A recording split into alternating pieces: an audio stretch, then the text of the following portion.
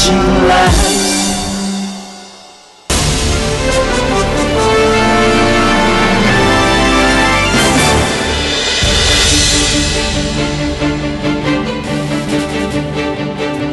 नमस्ते Apollo clinicals dear doctor নিয়ে আমি রিনি তৈরি আপনাদের সঙ্গে দেখা করতে। আপনারা নিশ্চয়ই আছেন তৈরি। বিষয়বস্তুটা কিন্তু একটু গম্ভীর। আসলে আজকে আমরা কথা বলবো রেডিয়েশন অনকোলজি নিয়ে। আসুন চলে যাই ভিজিটিং আওয়ারে।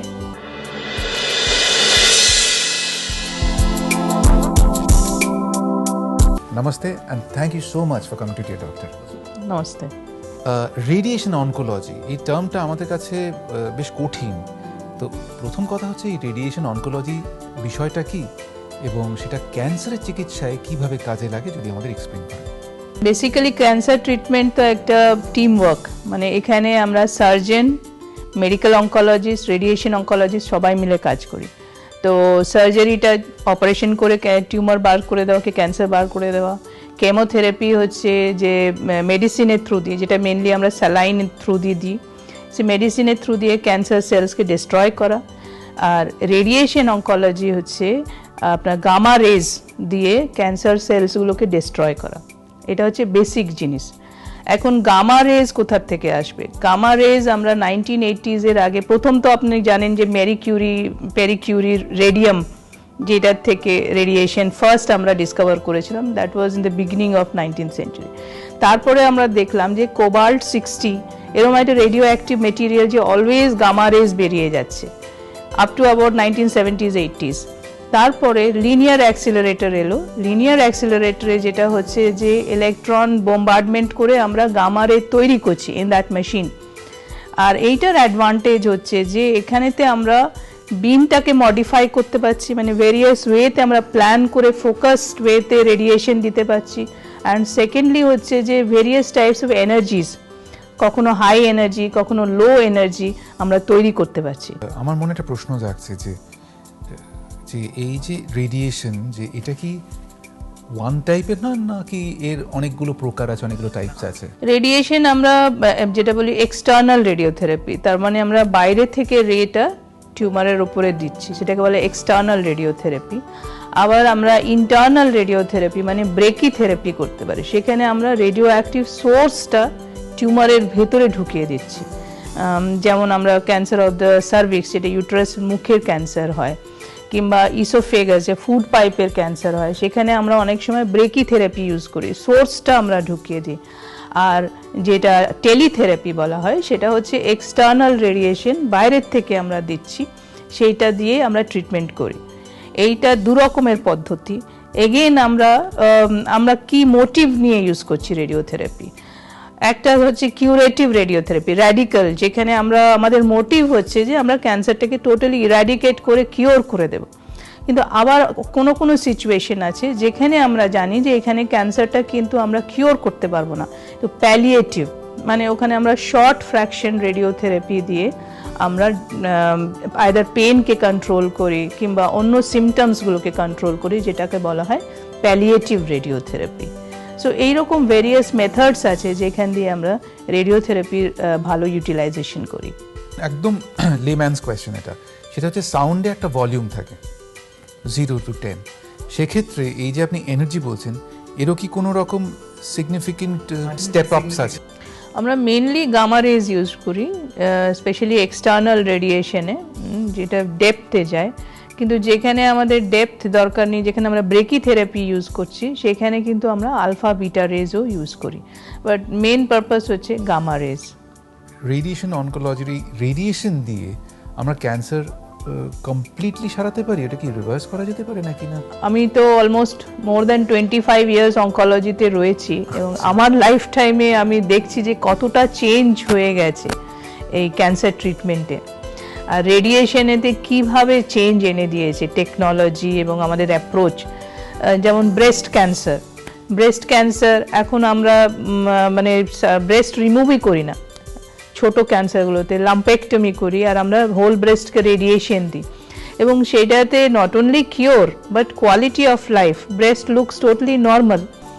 প্রস্টেট ক্যান্সারেতে ইট ওয়াজ ভেরি ডিফিকাল্ট এত মানে সার্জারি করা। এখন আমরা ইমেজ গাইডেড রেডিওথেরাপি, যেটা স্পেশাল টেকনোলজি, এইটা দিয়ে আমরা টোটালি কিওর করে দিচ্ছি।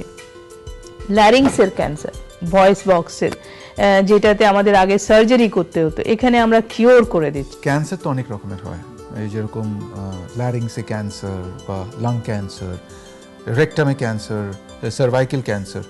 তো এই প্রত্যেকটা ক্ষেত্রে রেডিয়েশনের ভূমিকা কি এক হয় নাকি আলাদা আলাদাভাবে তার চিকিৎসা করা হয়? হলে পরে কি করে সেটা হয় সেটা একটু বল। ওরাল ক্যান্সার ভীষণ কমনলি আমরা পাই এবং এটার ট্রিটমেন্টে রেডিওথেরাপির রোল ভীষণ, এবং এটাতে অ্যাকচুয়ালি মানে টিম ওয়ার্ক দরকার, সার্জারি, রেডিওথেরাপি, অনেক সময় কেমোথেরাপি। যেমন ওরাল ক্যান্সারের মধ্যে টাং ক্যান্সার, তারপরে ধরুন বাকাল মিউকোজা, যেগুলো চিকের ক্যান্সার, এগুলোতে সবের রেডিয়েশনের রোল রয়েছে। রেকটাল ক্যান্সার, এগেন রেকটাল ক্যান্সারের রেডিয়েশনের রোল যদি একটু অ্যাডভান্সড হয়, অ্যাডভান্স না হলে শুধু রেডিও সার্জারিতে, কেমোথেরাপিতে হয়ে যায়। প্রস্টেট ক্যান্সার, রেডিয়েশনের ভীষণ role. Breast cancer, so many of the ক্যান্সারসে কিন্তু রেডিয়েশনের রোল ভীষণ, এবং আর্লি হলে মোস্টলি এগুলোতে কিওর হওয়ার চান্স খুব হাই। আগে আমরা শুনতাম যে ওয়েস্ট বেঙ্গলে, পশ্চিমবাংলায় কারো ক্যান্সার হলে পরে তারা প্রথমেই ছুটতো মুম্বাইতে। তো এখন আপনার কথা যেটা আমার মনে হচ্ছে, বিশ্বাস হচ্ছে যে আমাদের পশ্চিমবাংলায় বসে আজকে কিন্তু আমি ক্যান্সারের ভালো চিকিৎসা পেতে পারি। এই বিষয়ে আপনি কি বলেন? এখন আমাদের যা ফেসিলিটি, আমাদের অ্যাপোলো ক্যান্সার হসপিটালে একটা ফুল ফ্লেজেড ফেসিলিটি রয়েছে। রেডিওথেরাপিতে আমাদের ফেসিলিটিটা, আমি খুবই হ্যাপি যে আমাদের ফেসিলিটিটা টোটাল দুটো মেশিন আছে, নোভালিস টিএক্স আর ক্লাইন্যাক। নোভালিস টিএক্সটা মানে খুবই স্পেশালাইজড মেশিন, যেখানেতে আমরা সব রকমের টেকনোলজি ইউজ করতে পারি। ইনফ্যাক্ট আমি বাইরেও অনেক বছর কাজ করেছি, ইংল্যান্ডে অনেক বছর কাজ করেছি, কিন্তু আমাদের এখন ফেসিলিটিটা at par with western world, আর কস্ট অনেক কম।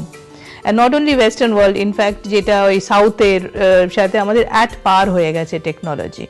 এটার জন্য আমাদের অনেক হার্ডওয়ার্ক করতে হয়েছে, কিন্তু আমাদের টেকনোলজিটা এত ওয়েল ডেভেলপড। স্পেশালাইজড রেডিয়েশন, যেমন প্রস্টেটের ক্ষেত্রে আমরা ইমেজ গাইডেড রেডিওথেরাপি ইউজ করি। ব্রেন টিউমারের ক্ষেত্রেতে আমরা আইএমআরটি, যেটাকে বলা হয় ইন্টেন্সিটি মডিউলেটেড রেডিওথেরাপি ইউজ করি। অনেক সময় আমরা আরেক ধরনের টেকনোলজি ইউজ করি, যেটাকে বলা হয় র্যাপিড আর্ক। আমারই একজন পেশেন্ট ছিল, সে হচ্ছে স্কুলের টিচার ছিল, তো সাডেনলি ব্রেন টিউমার ডেভেলপ করেছে এবং এত কনফিউজড যে মেশিনেতে বেশিক্ষণ শুতে পারছে না। তখন আমরা আইএমআরটিতে যেটা হয় সেটা হচ্ছে যে ব্রেনেতে আমরা রেডিয়েশন দিচ্ছি, কিন্তু অ্যাট দ্য সেম টাইম আমাদেরকে দেখতে হবে যাতে চোখে না রেডিয়েশন যায়, অপটিক নার্ভে যাতে রেডিয়েশন না যায়। তো আমরা সাংঘাতিকভাবে প্ল্যান করি যে ঠিক ওইটুকুন এরিয়াতে যাতে আমাদের রেডিয়েশন যায়। তো এইটার জন্য আমাদের প্ল্যানিং আলাদা, আমাদের প্ল্যানিং টেকনোলজি রয়েছে, এক্লিপস বলে, সেই প্ল্যানিং টেকনোলজি আমরা ইউজ করলাম। কিন্তু পেশেন্ট অনেকক্ষণ শুতে পারছে না মেশিনের তলায়, তখন আমরা আরেকটা টেকনোলজি ইউজ করলাম, যেটাকে বলে র্যাপিড আর্ক।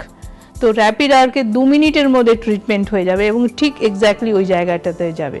তো যেহেতু আমাদের এই সব টেকনোলজিগুলো আছে এবং it is at par with any other place, not only in India, with any other place in the world, সেই জন্য আমরা নিজেরাও খুব কনফিডেন্ট ফিল করি এবং পেশেন্টদেরও রেজাল্টস খুব ভালো হয়। লাস্ট অলমোস্ট 2.5 ইয়ার্সে আমরা 3000 পেশেন্টস ট্রিট করেছি। তো আমাদের রেজাল্টস খুবই ভালো বিকজ অফ দিস ফেসিলিটিস।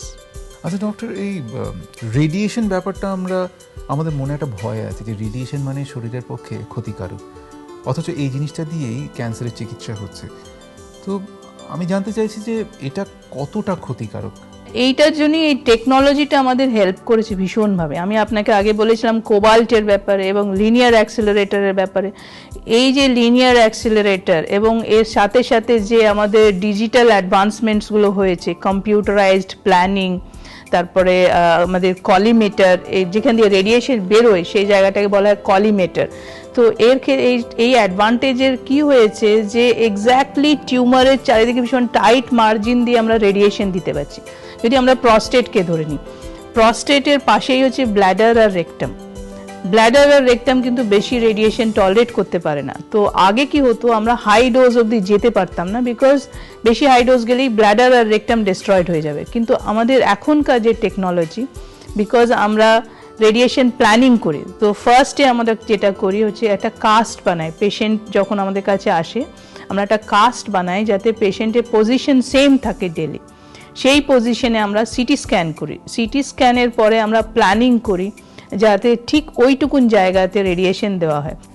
হাসপাতালে অনেক রোগের চিকিৎসা হয়, সেক্ষেত্রে এই রেডিয়েশন অনকোলজি সেটা কি একটা জোন আলাদাভাবে একদম সেগ্রিগেটেড করা থাকে, এবং যারা ট্রিট করছে পেশেন্টসের, ক্যান্সার পেশেন্টসের, তারা যখন এই রেডিয়েশন রেজ বা ইয়ে দিতে চায় তখন কি they wear protective clothing and other?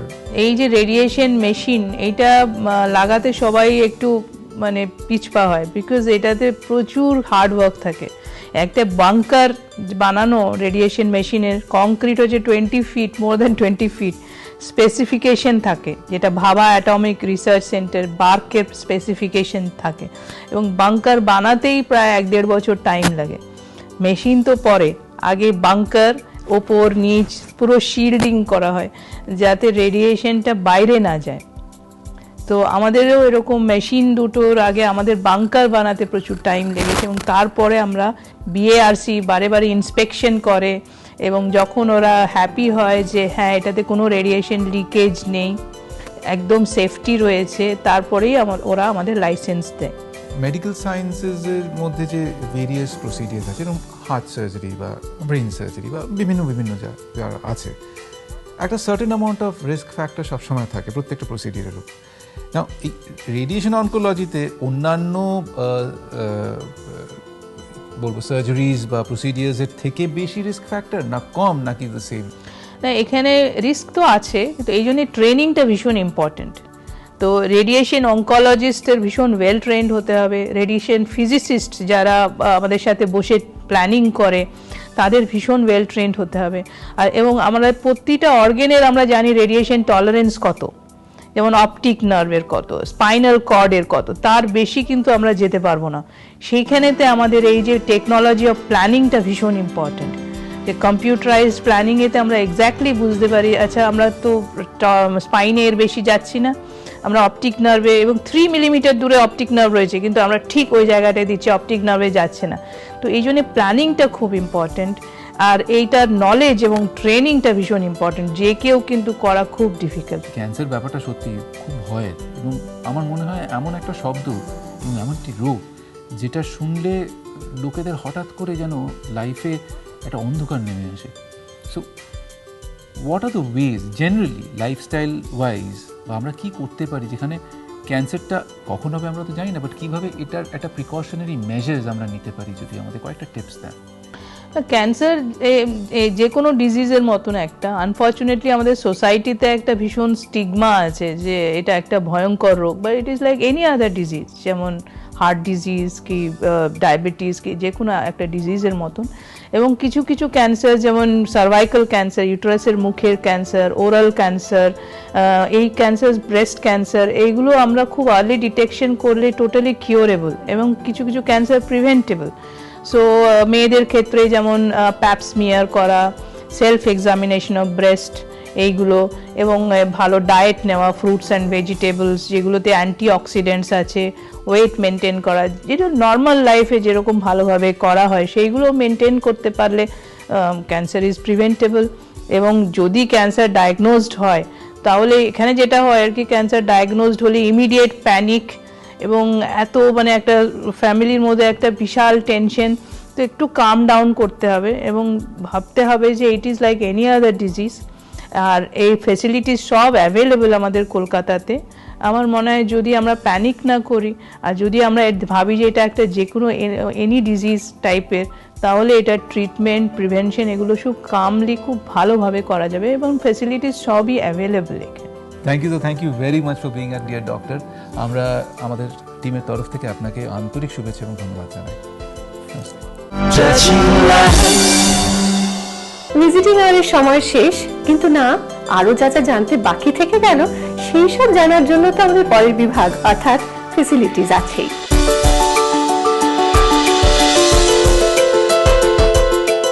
Cancer রোগে নিয়ন্ত্রণহীন কোষ বিভাজনের সময় একটা বিকৃত কোষপিণ্ড তৈরি হয়, এই অবস্থা অর্থাৎ ক্যান্সার যখন কোথাও ছড়ায়নি তথা উৎপত্তি স্থলেই সীমাবদ্ধ রয়েছে, এই রকম ক্যান্সারকে বলা হয় লোকালাইজড ডিজিজ। আর ক্যান্সার যদি উৎপত্তি স্থলের সীমানা পেরিয়ে অন্যান্য অংশে ছড়িয়ে পড়ে বা তা ছড়ানোর প্রবণতা দেখা যায়, তাকে বলে সিস্টেমিক ডিজিজ। ক্যান্সার যখন কোথাও ছড়ায়নি তখনই অস্ত্রোপচার করে বা রেডিয়েশন দিয়ে ওই পিণ্ডকে নষ্ট করে দেবার চেষ্টা করা হয়। রেডিয়েশন অঙ্কোলজিতে এক উচ্চ ক্ষমতা সম্পন্ন কিছু রে বা রশ্মি দিয়ে ক্যান্সারে আক্রান্ত অংশটিকে পুড়িয়ে ফেলা হয়। নানা রকমভাবে এই রে দেওয়া যায়। আগে এই রেডিয়েশন থেরাপিতে ক্যান্সার সেল মরার পাশাপাশি বহু স্বাভাবিক টিস্যুও নষ্ট হয়ে যেত। চিকিৎসা বিজ্ঞানের অগ্রগতির সঙ্গে সঙ্গে এখন এই চিকিৎসারও অনেক উন্নতি হয়েছে। এসে গেছে প্রিসাইজ রেডিওথেরাপি, যেমন 3DCRT কিংবা IMRT। এই সব পদ্ধতিতেই রেডিওথেরাপি দিলে নির্দিষ্ট ক্যান্সার সেল মরে যায়, অন্য সেল তেমনভাবে নষ্ট হয় না। আমরা যাতে শুরুতেই ক্যান্সার ধরতে পারি তার জন্য আমাদের সকলকেই সচেতন হওয়া খুব প্রয়োজন রয়েছে। যে কোনো উপসর্গ বেশি দিন থাকলেই ডাক্তারের পরামর্শ নেওয়া দরকার এবং চিকিৎসকদেরও উচিত উপযুক্ত পরীক্ষা করিয়ে নেওয়া। একটা কথা মনে রাখতে হয়, প্রাথমিক পর্যায়ে ক্যান্সার ধরা পড়লে খুবই কম খরচায় অঙ্গ প্রত্যঙ্গ বাঁচিয়ে তা সম্পূর্ণ নিরাময় করা সম্ভব। উপযুক্ত পরিকল্পনা, সঠিক সিদ্ধান্ত এবং অত্যাধুনিক ফ্যাসিলিটিস যুক্ত পরিবেশে যথাযথ চিকিৎসায় দিতে পারে নির্ভরযোগ্য সুরক্ষা এবং নিরাপত্তার নিশ্চিন্ত আশ্রয়। আর এই সমস্ত চিকিৎসার পরিষেবার আশ্বাসই প্রতিনিয়ত রোগীদের কাছে পৌঁছে দিতে সদা কর্মরত অ্যাপোলো গ্লেনিগালস ক্যান্সার হসপিটালের মতো বিশ্বমানের আন্তর্জাতিক স্বীকৃতিপ্রাপ্ত চিকিৎসা পরিষেবা সংস্থা।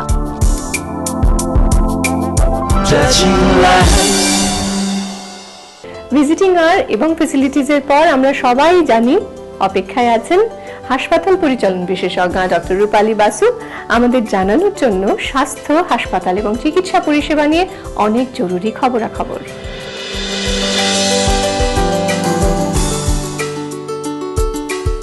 Namaste, good evening. ভালো আছেন নিশ্চয়ই সকলে। চিকিৎসা পরিষেবা প্রদানের ক্ষেত্রে মূল লক্ষ্য কিন্তু একটাই। সেক্ষেত্রে যেমন চিকিৎসা কেন্দ্র তথা চিকিৎসা পরিষেবার ভূমিকা থাকে, ঠিক তেমনি স্বয়ং রোগী এবং তার পরিবারের ভূমিকাও কিন্তু কিছু কম থাকে না। আজকে সেই বিষয়ে কিছু কথা বলবো আপনাদের। রোগী এবং তার পরিবারের লোকজনের অবশ্যই অধিকার আছে কেয়ার প্রসেসে অংশ নেবার। কেয়ার সম্বন্ধে তারা জানতে চাইতে পারেন, সিদ্ধান্ত নিতে পারেন, এমনকি ডায়াগনস্টিক পদ্ধতি এবং চিকিৎসা তারা নাও গ্রহণ করতে পারেন। হাসপাতাল রোগী এবং তার পরিবারকে সার্বিকভাবে সাহায্য করবেন রোগ সংক্রান্ত কেয়ারের ক্ষেত্রে সংশ্লিষ্ট পদ্ধতিগুলোকে ডেভেলপ করবেন এবং কার্য করার মধ্যে দিয়ে। যদিও এটা লক্ষ্য করে দেখা গেছে অনেক সময়ই রোগী বা রোগীর পরিবার এই কেয়ার প্রসেসে অংশগ্রহণে তেমন আগ্রহ প্রকাশ করেন না, তবু তাদের এই সুযোগ অবশ্যই দেওয়া প্রয়োজন, নেওয়া প্রয়োজন, যাতে রোগীর হয়ে তার পরিবারভুক্ত কোনো মানুষ, কোনো বন্ধু চিকিৎসার ক্ষেত্রে উপযুক্ত সিদ্ধান্ত গ্রহণ করতে পারেন। এখন বিষয় হলো রোগী এবং তার পরিবার কিভাবে এই কেয়ার প্রসেসে অংশগ্রহণ করবেন। 4টি বিষয় মাথায় রাখতে হবে। 1 নম্বর, কমিউনিকেশন আর ইনফরমেশন শেয়ারিং। রোগী এবং হেলথ কেয়ার টিমের মধ্যে একটা সুষ্ঠু তথ্য আদান প্রদানের সম্পর্ক তৈরি করতে হবে। হাসপাতাল কর্তৃপক্ষ এর ফলশ্রুতিতে রোগীর উপযুক্ত চিকিৎসা পরিষেবা প্রদান করতে সক্ষম হবে এবং এই পারস্পরিক সম্পর্ক গঠনের ক্ষেত্রে হাসপাতাল কর্তৃপক্ষের ভূমিকা খুব গুরুত্বপূর্ণ। রোগী এবং তার পরিবারকে তারা যে সমস্ত তথ্যাদি প্রদান করতে পারেন সেগুলো হলো কিভাবে এই আদান প্রদানের সম্পর্ক তৈরি হবে এটা জানানো, রোগী এবং তার পরিবারের ভূমিকা কি, হেলথ কেয়ার টিমের ভূমিকার ব্যাখ্যা, কেয়ার প্রসেসের ক্ষেত্রে মেডিকেল ওয়ার্কার, সোশ্যাল ওয়ার্কারদের ভূমিকা কি, এগুলো ব্যাখ্যা করা। 2 নম্বর হচ্ছে সেলফ কেয়ার। হাসপাতাল রোগীকে তার স্বাস্থ্য উন্নতির বিষয়ে যথাসাধ্য সাপোর্ট করবে এবং সাপোর্টের মধ্যে ক্রনিক রোগে আক্রান্ত যারা তারাও পড়েন। সেলফ কেয়ার গাইডলাইন ফলো করতে হবে, ডায়েট, এক্সারসাইজ, ওষুধ খাওয়া, রোগ লক্ষণ সংক্রান্ত গাইডলাইন সাপোর্ট উপযুক্ত কেয়ার প্রসেসে সাহায্য করবে। 3 নম্বর সিদ্ধান্ত গ্রহণ, ডিসিশন মেকিং। এই পয়েন্টটি খুবই গুরুত্বপূর্ণ। এক্ষেত্রে রোগ, তার চিকিৎসা পদ্ধতি, ঝুঁকির সম্ভাবনা ও প্রকার, চিকিৎসার ফল, সম্ভাব্য পার্শ্ব প্রতিক্রিয়া, পরবর্তী প্রতিক্রিয়ার সম্ভাবনা, চিকিৎসা না করবার ফল, এই সমস্ত ভালো করে জেনে তারপর বিচার করে উপযুক্ত সিদ্ধান্ত নিতে হয়। স্বাস্থ্য পরিষেবা প্রদানকারী টিমের সাথে আলোচনা করে মিলিতভাবে সিদ্ধান্ত নিন। প্রয়োজনে সেকেন্ড ওপিনিয়ন নিতে কিন্তু ভুলবেন না। 4 নম্বর নিরাপত্তা, সেফটি। রোগী এবং তার পরিবার হাসপাতালের কেয়ার প্রসেসে নিরাপত্তার মান উন্নয়নে অংশ নিতে পারেন, স্পেশালি আজকালকার যুগে।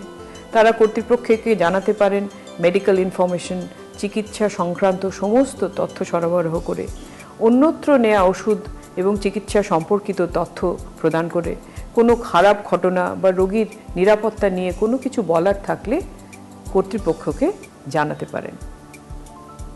আজ এই পর্যন্ত, আগামী সপ্তাহে আবার দেখা হবে। নমস্তে।